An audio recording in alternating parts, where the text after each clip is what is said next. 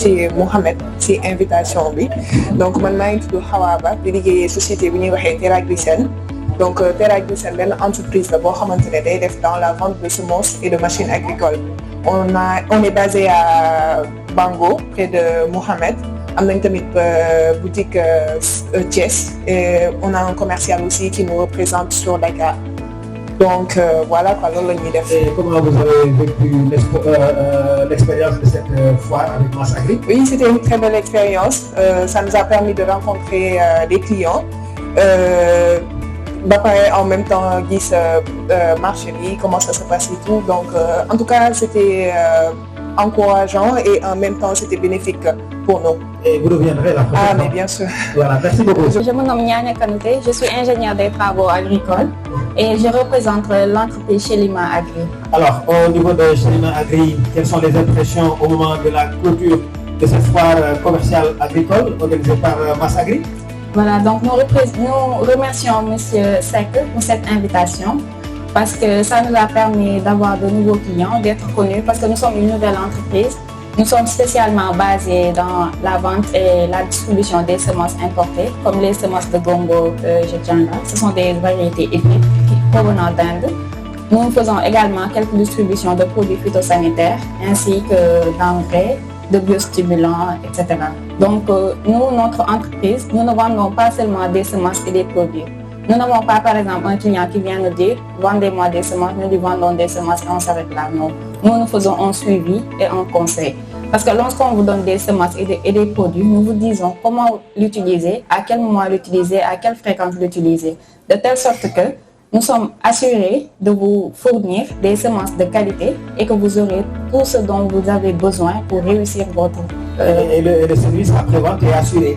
Exactement. Voilà. Parce que nous suivons nos clients de la semis à la récolte. Et vous êtes prête à revenir pour une prochaine expérience? Inch'Allah, Inch'Allah. Voilà, bonne continuation. Merci beaucoup, c'est gentil. Alors, on accueille... maa ngi ñëw fii pour représenter établissement LDD Lamane Diop Cité ñoo ngi am suñu base bu mag bi mi ngi nekk Mboro am nañ magasin Thiès am nañ ko Kébémer te ñu ngi koy envisager fii Saint-Louis sur la route de Khor d'ici peu de temps. Ok, vous avez fait des centaines de kilomètres, 270 kilomètres environ pour ñëw participer à cette expérience. Lan la expérience bi joxe exactement en termes de résultats? Expérience bu ñu neex la parce que am nañ ci ay échanges ay contacts am nañ ci ay clients yu nga xam te ni fii lañ leen xamee def nañ ci aussi ay ventes tey ak démb expérience la ba nga xam te ni daal duñu di gëj di ko def. Parce que ñun dañoo bëgg a am suñu base fii nii Saint-Louis sur la route de Khor comme ni ma la ko waxee sànq rek sous peu de temps incha allah. incha allah yal na ci yàlla mottali. Alors et bonne continuation. Merci beaucoup. dañuy def installation na irrigation parabrisation comme nu nga ko nekk di gis fii. Raisa bëri na expérience si système bi entreprise espagnole la. Man Espagne laa jóge yàgguma fi Sénégal jóge Espagne pour gérer. Alors ci lan ngeen di liggéey exactement lan ngeen di proposer les producteurs et tous ceux qui sont intéressés. Ok, ñu dañuy proposer arrosage automatique comme ni ñu koy di gis fii li moo nekk nañ suñu système aluminium la système bi mën na durer ay 40 ans à différence de autres systèmes yoo xam ne dañu am plus court ak dañu di motiver pour essayer pour xam système bi bu baax. Alors cette participation nan ngeen ko gisee a été concluant nan la demee. waaw ñun kontaan nañu si participation bi ak foog nañu participation baax na suñu trop ak baax na tamit si ñu bëri yoo xam ne tamit dañ ko soxla. kon daal di ngeen dellu si suñu waatee. waaw dañuy dellu si. incha allah voilà bonne continuation. ok merci. Alioune Abi Talib. Responsable commercial Sow et Esprit Trading International. Alors ci lan ngeen di liggéey.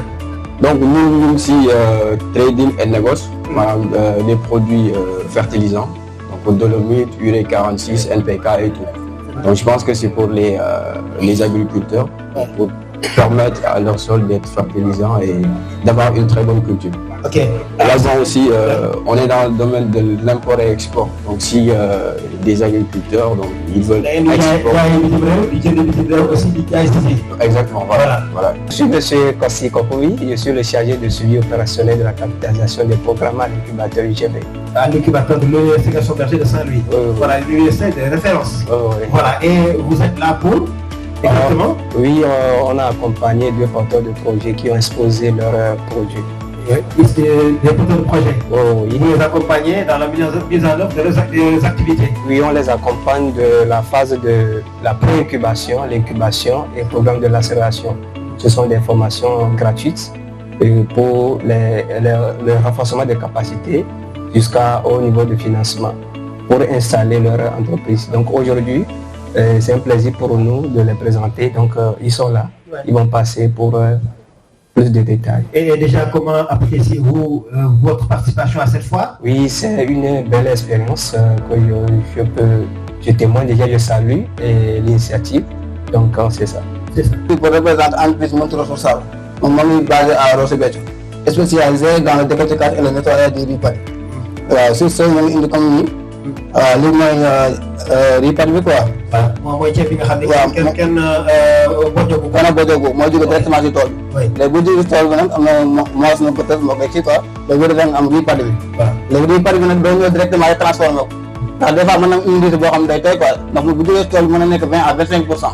te bu ñëwee donc foog nga séché ko léegi boo séché am na ay paramètres yoo xam ne moom ngay topp ba nga am benn température boo xam ne day nekk 12 à 14 degrés par rapport à la transformation te une fois mu ñëw si unité bi waaw dañ koy pré-nettoyer pour nga xam ne bii pari proprement après ñu yóbbu ko si décortiqueur bi mu décortiquer ko ñu dem branchement bi ñu ko branché nag si nga am le riz entier ceeb bi nga xam ne pare na mooy très bien mooy ceeb bu dijj bi am na le riz brisé mooy ceeb bu sew bi am fil brisé bi. maanaam dañ koy séparé. très bien da koy séparé.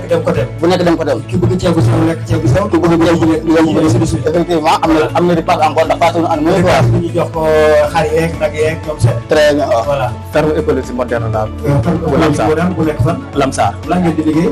ah si lan ngeen di liggéey. si pépinière. pépinière maraîchage ak fraisier. dañ koy defar di ko jaay. waaw ok cette participation ci foire bi nan nga ko gisee.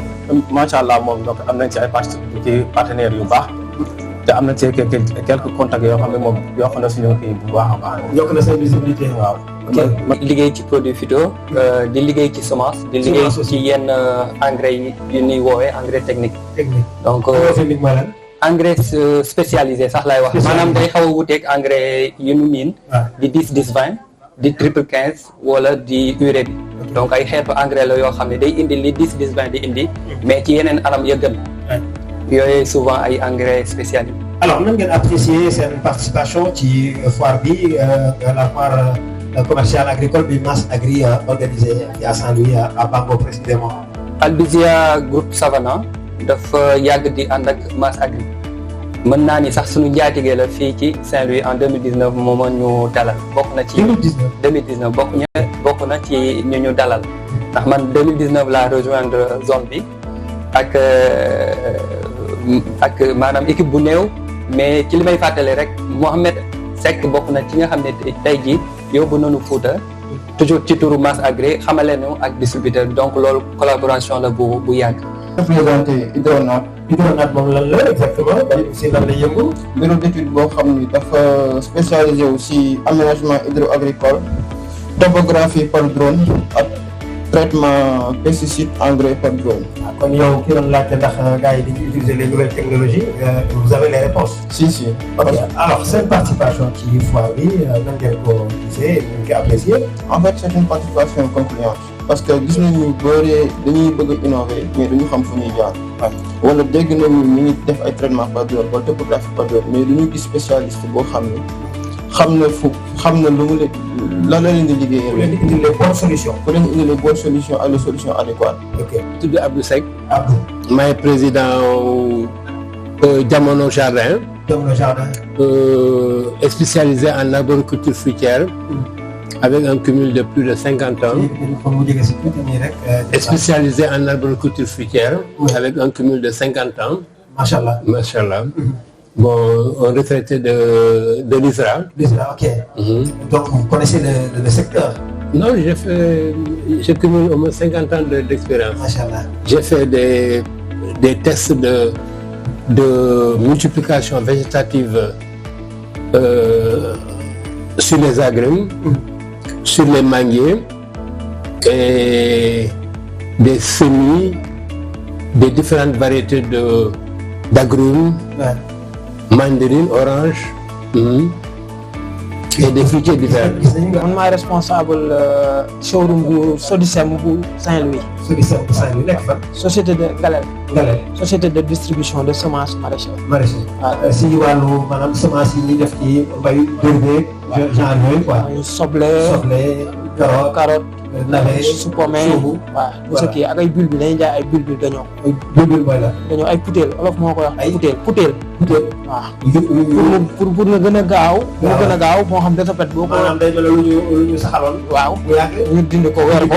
bàyyi la ko nga xam ne da ngay gagné du temps dans la production. 3 mois nga am soble. ok donc maa ngi tudd Issa Fall nekk business coach à Concret Saint-Louis. Concret Saint-Louis lan la. waaw Concret c'est une structure d'accompagnement qui est là pour les entrepreneurs. Donc pratiquement nous avons fait 3 ans ici à Saint-Louis. Donc on est dans l'accompagnement des entrepreneurs avec des outils en fait très performants qui touchent un peu le digital. Donc voilà. Ce sont ces outils-là. Donc il y a Tambali, donc de l'intelligence artificielle qui est devenue maintenant Tambali quoi. Donc nous on fait de la casse-tête pratiquement des entrepreneurs, c'est le business plan. Donc ici en fait. maanaam business plan mooy balaa ngay doon. Voilà. nga xam fi nga jógee ak effectivement c'est la feuille de route en quelque sorte. Voilà. Donc l'objectif de Tambali c'est qu'il puisse générer donc la fiche complète pour l'entrepreneur. Et c'est une fiche qui sera prête pour le financement. D'accord. Il y a aussi la startup Lido. Donc s'il vous plaît, prêtez-moi la startup Lido. Donc c'est une startup Lido uniquement orientée vers l'entrepreneur. On a la version payante.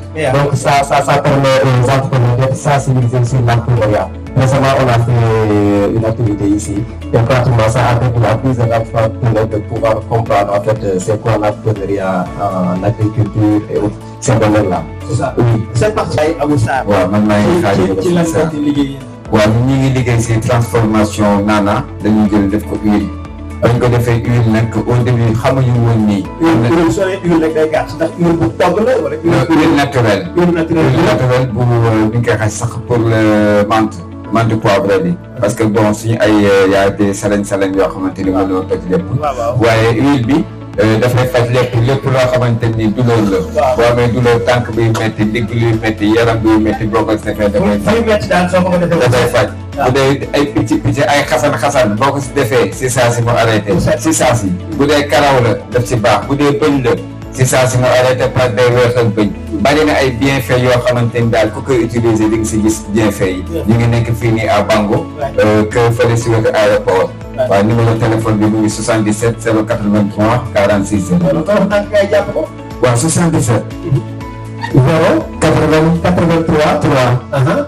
40 6 0 8. Centre commercial de Polytechnique. Mbengue Mbor. Oui. noonu la. Oui, c'est ça. Alors, responsable de commercial de Polytech. Voilà.